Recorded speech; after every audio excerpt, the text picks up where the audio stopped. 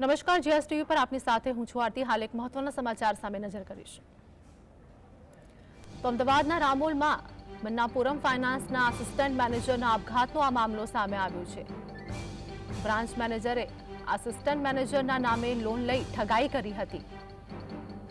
અમદાવાદની આ ઘટના સામે આવી છે, જેમાં 4.77 લાખની લોન લઈ બ્રાન્ચ મેનેજરે અંગત વપરાશ માટે ખર્ચ્યા હતા।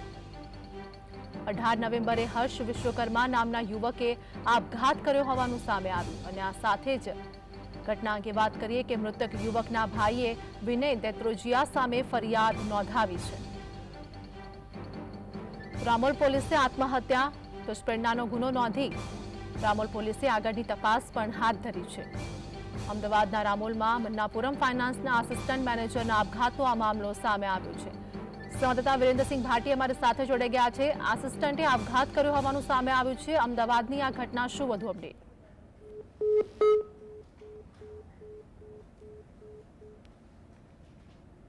તેના આસિસ્ટન્ટ મેનેજર દ્વારા આપઘાત કરવામાં આવ્યો હતો।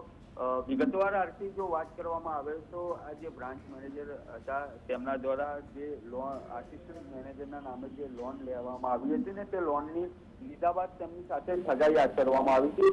₹4.7 લાખ આ લોન લઈને તેમના દ્વારા તમામ રૂપિયા ખંખેરી લેવામાં આવ્યા હતા અને જ્યારે ઓડિટ આવ્યું ત્યારે ઓડિટના પૈસાની લેપટોપની અંદર ઘટ જોવા મળી રહી હતી। ત્યારે ઓડિટ સમયે આ સમગ્ર મામલો ખુલવા પામ્યો હતો અને જેની અંદર આ બ્રાન્ચ મેનેજરે લોન ન ચૂકવી હોવાથી આસિસ્ટન્ટ જે મેનેજર છે તેના દ્વારા કે આસિસ્ટન્ટ મેનેજરના નામે જે લેવામાં આવી હતી ને, ત્યારબાદ તેમના દ્વારા આપઘાત કરી લેવામાં આવ્યો હતો।